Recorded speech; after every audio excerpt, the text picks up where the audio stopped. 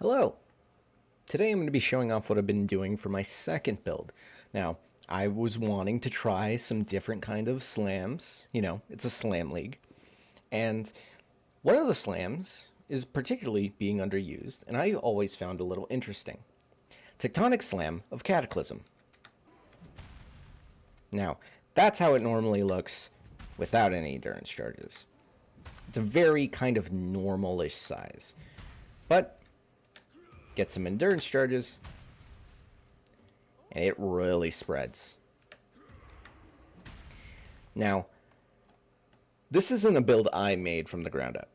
This is 100% made by Hoon on YouTube, and I'm going to be linking him in the description.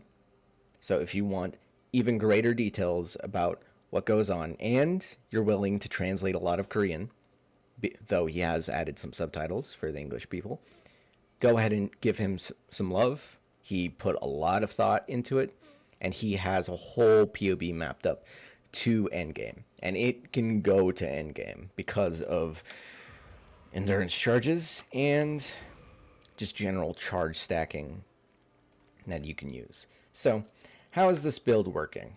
So, I'm going to just go over most of the key pieces of gear. First off, yes, Echoes of Creation, basically needed on any kind of slam build. And it actually has a unique interaction with Tectonic Slam of Cataclysm. Now, normally, Tectonic Slam of Cataclysm eats up your endurance charges to add a massive amount of damage. Now, if you see the energy shield damage, if I exert all those, it actually doesn't do a lot. And that's because it's using up the endurance charges before the damage ticks. So you get the extra little damage negation, and you don't have to worry as much about using up 6 different war cries, which is why we will end up using 6 different war cries. So there's Echoes of Creation. Now the second thing is, here's the maul. And I don't think I mentioned this yet, but this is also Slam Ignite. This maul is probably 2 tiers below a perfect maul, and I ended up creating it myself, which is a first time crafter, so I'm very cool, very happy about this. If you're aware of how CSGO skins work, if the weapon you were looking for a factory new, this was minimal wear. It's like literally like the tiers on the fractured and the increased damage are 1 tier below top tier, and then crafted fire damage multi. So you want something like this, and you want it on a Karui Maul base because that gives the most flat damage, and that translates the best into full damage. Of course, why aren't I using the Morohierki, the big bonk one? It's too slow. You can use it, and that's a completely viable way to use it, but this small can theoretically do way more because, and I don't have it, but because of the rune crafting system, for the mauls at the very end, there's the option to get 40% up to 50% of physical damage as extra elements of each kind. And if we also do that, it's already full conversion to fire, but we also have Avatar of Fire, so we get 25% of that extra 50% added. And that's a lot of damage. And that's what I'm going for. I'll get to the Bastard Tree in a second. Basic gear stuff. The benefit of running Cheiftan as opposed to Jug, because Jug can also theoretically use this, I push Jug into the you already have 100 divines to put into this because it's a lot more complicated with resistances. Cheiftan, obviously, we just need fire resistances on our gears with some chaos, and you fix that up.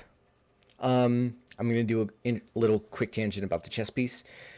Cloak of Defiance will be better once you have 90% max resistance, as well as a craft on it that reduces flat damage taken. As it stands right now, and if you're someone who works with more medium budgets or maybe doesn't have the amount of time to get like a perfectly crafted cloak with these kinds of sockets, because this is also very hard to get on that cloak. I have tried. You are better off using the high armor bases and just scaling armor that way. Yeah, ignites spread to other enemies within 1.2 meters. You also want that because that helps with the clear a bunch. Dyad Dawn, that one just helps our damage. It's just a good damage belt. You could theoretically replace it with some more defenses, or eventually, you know, a Mage Blood, if you're like that, if you got that kind of money. And then, I'm just choosing, yeah, this one. And then, obviously, Death's Store, because maximum endurance charges is scales or damage, it scales or defenses, all that. Now this one, you eventually want to replace it with the Impatience boots with the endurance charge corruption, because that is endgame be all end all of defenses. But that's going to be super expensive, and this build can go expensive. Now, passive tree. Here's the spread. A lot of it has been taken from Hoon. It's almost one-to-one. Like, I'm not exactly being ultra creative with this, but, you know, some basic stuff. The Warcry nodes, bunch of Warcry. Get the damage here, get the damage here, some life.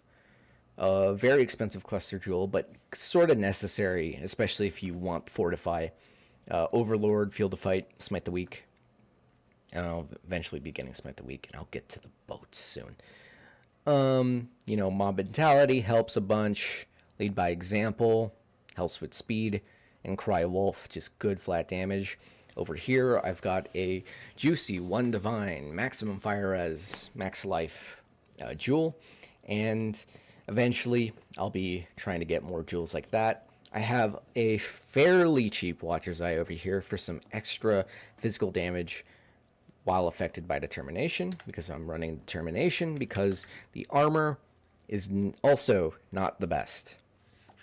It's still surprisingly tanky at this level, but obviously this base isn't perfect. You can get an extra 2,000 armor, and that can definitely improve it, and maybe you can drop Determination eventually. Let's go into some of the links real quick. Cruelty, elemental damage, combustion, overexertion, awakened added fire. You can actually replace this with awakened burning damage, but I haven't switched it out. I don't know why. I just haven't. Flammability, Ray Spectrum, Frostblink. Why do we use a Ray Spectre? Well, for one, Rallying Cry. And if we get full buff of Rally Cry with also using Herald of Purity. And we run all that by having uncompromising to lower the Determination mana reservation efficiency.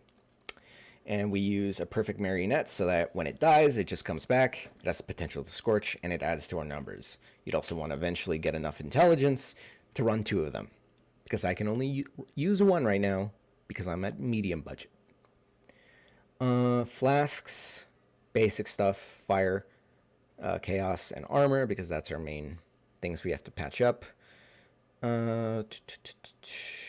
Yep, Determination, Herald of Ash, Intimidating Cry on auto exertion, because we get the double damage and we don't need the buff effect from that one in particular. Eventually, it'd be nice to put Battle Mage's Cry here, and then we can also link the flammability into there so that everyone gets hit by it when it happens. Yep, the 4 links over here. And then we got an Arcanist brand with Flame Surge, and we have a Conviction for exposure and dot on the ground. That should about cover everything. Everything else on the tree is mostly focused to increased flat damage, increased alt multiplier, and Warcry buff effect. Now, I've already talked about a lot of like, oh, what can you potentially add to this build? This build can 100% scale pretty high. Oh yeah. And I'm probably going to take it there. I don't usually scale builds this far, but, you know, it's very rare you get a big piano build that has this kind of coverage.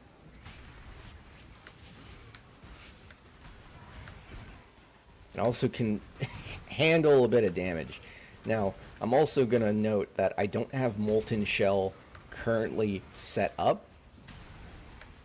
So once that's set up, those kinds of scary moments where everybody's running at you will be a lot less scary. We also have the mastery to remove ailments on Warcry, as well as the increase, what's it called? 15% flat life after Warcry. Now, I'm going to quickly just not use the buffed Tectonic Slam to show that if you don't want to be constantly slamming, you can still do that. I would still recommend just hitting Enduring Cry every so often, because that will just let you get your endurance charges and you'll just be tankier. But if you don't want to hit your war cries while mapping, you don't. Just look over here. None of them are active. Still clearing just fine. I really gotta fix that thing. The Molten Shell setup. Make this thing look so much smoother than it currently is.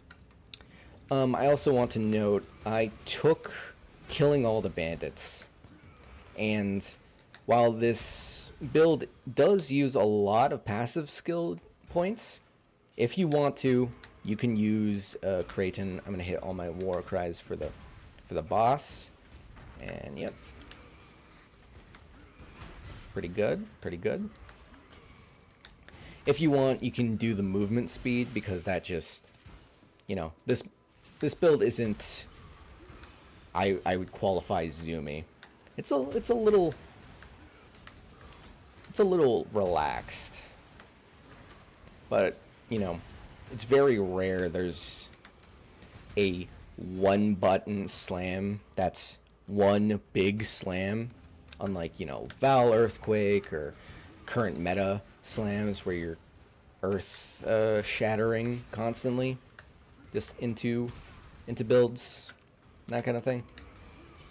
So I'm very happy with the theming and how this works out. And in terms of potential for League starting this kind of thing, probably wouldn't. It requires a lot to feel like comfortable, because there's a lot of effort put into maintaining tankiness and damage and spread and all that kind of thing. There's a lot of working parts, but you can, and you can transition into it fairly easily. Anyways, hope this was interesting. I'm enjoying the build, definitely going to be using it, and probably going to be using it to farm things like ritual, pretty like stand in circle kind of activities. Anyways, hope you guys enjoyed.